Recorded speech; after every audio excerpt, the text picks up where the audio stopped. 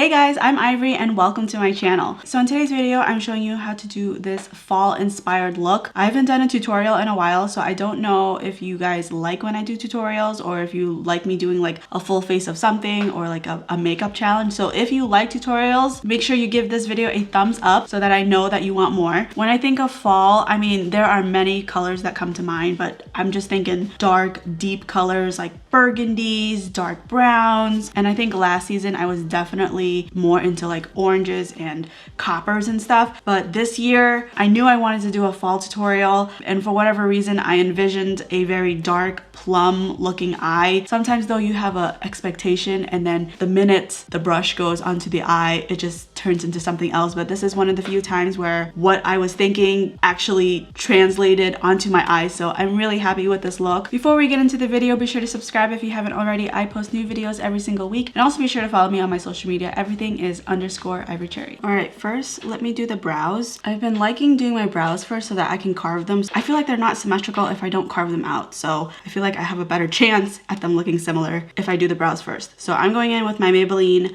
Brow Define and Fill Duo. Isn't it funny how I use the same products all the time and yet I always have to look when I'm telling you guys what the product is. It's like the minute I'm about to say the product, I forget what it is. I'm gonna use the sponge for the front where it's a little sparse and I don't want it to look super blocky. And then for the middle to tail, I'm gonna use the pencil side. A lot of people skip this step even though people wanna see it. Since I don't take a long time to do my brows, it's okay to include this into my tutorial. But for people that take like 15 minutes, I can see why they would just wanna skip it and start with brows already done. And then to carve them out, I'm gonna go in with my Maybelline Age Rewind, and I start going under because I want most of this product to go under my brows and then on my lid to prime, and then with whatever's left I'll do the top. And then with a small brush, this one's the Morphe M173 brush, I'm just gonna buff out the top because it annoys me when it's really bright around the eyebrows because they didn't get super close with the foundation. So I try to get rid of it as much as I can. All right, so for the eyes, I'm going in with the Morphe 39S Such a Gem palette. This is the one with all the purple and berry colors. I'm gonna first start by using a fluffy brush and I'm going into the shade Plums Up, and I'm gonna pat this all over the lid, but don't take it up too high. I wouldn't go past the crease because when you blend the edges, it'll take it up a little bit higher. So if you take it up too high and then you try to blend the edges and then you're like up to your eyebrow and then before you know it's just like a block of the same color. So just be careful of that. It's a running joke with me and Steve. For 5 years of our relationship before we got married, every single year when it turned fall and he would see the leaves change, he'd always say, "Oh, I love when the leaves change. Fall is my favorite season. Did you know that?" In the first year, of course, I didn't know that. So I'm like, "Oh, I didn't know that. That's good to know." But then he would forget that he asked that. So for the next 4 years,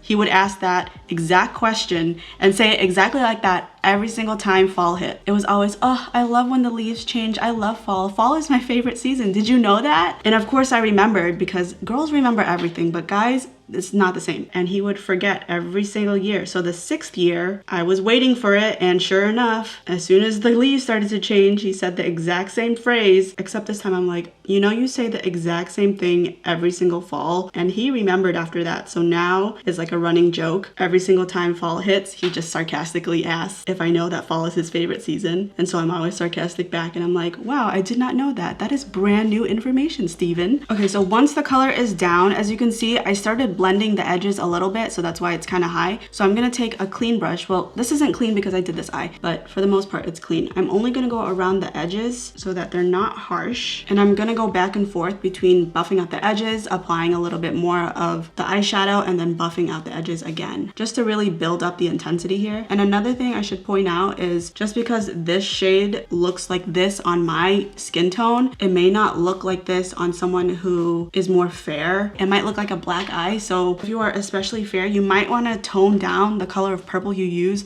to achieve the same type of drama. And then with my finger, I'm gonna go in with the shade Garnet Glam right here, and I'm gonna pat that all over my lid. And I don't want it to cover underneath. I still want to see a lot of that purple plum shade, and it still goes with the vibe because there is purple glitter in it, but also it's like dark. It's very fall. And then using the same brush that I used to buff out the edges, I'm gonna go into the same shade and I'm gonna buff that shade on the perimeter just so that it doesn't look like a sloppy cut crease. I want it to kind of all just blend together.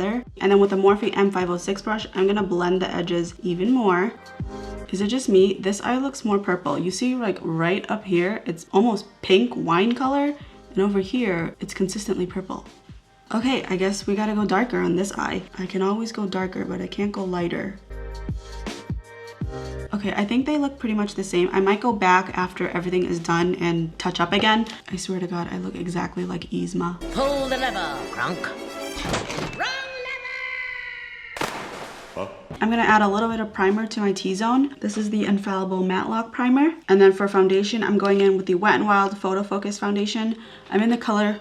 Did I get foundation all over me? Oh my God, it got on the table. Okay, I actually like this sweater, so I would have been pretty sad. I'm in the shade Desert Beige. My hair is so greasy, I don't even have to pin it back today. I'm trying to retrain my hair. For whatever reason, I messed up the schedule, and twice now I've showered every other day, and usually I shower every 2 days, I believe. So now it threw it off, and it's dependent on showers. So I've been really dependent on my dry shampoo this past week. I'm gonna wait a couple minutes before I add my second layer of foundation. I'm gonna go in with my Maybelline Age Rewind Concealer, and I'm gonna get really close to my lash line, since this is also gonna prime my lower lash line for the eyeshadow. Another pet peeve of mine is when people who do makeup tutorials add so much concealer and then blend it out, and then basically their face doesn't match their neck again. Like, what was the whole point of having your foundation match your neck then, if you're gonna just apply concealer everywhere? And then I'm gonna apply my second layer only on my cheeks and a little bit on my neck. I forgot to do my neck the first time around. This side is especially bad this week. I sleep on this side every single night, and it's such a hassle to have to wash your bed sheets every week or every 2 weeks. It'd be one thing if it was pillowcases, but I don't really sleep with a pillow. I mean, I start off sleeping with a pillow, but then when my body seriously wants to fall asleep, I naturally just push away the pillow and then sleep on my stomach. So it's more annoying to have to wash your bed sheets every single week. All right, and then next with my Maybelline Fit Me Loose Setting Powder in the color Light Medium, I'm gonna take that and put that everywhere we applied the concealer. Where is Cody?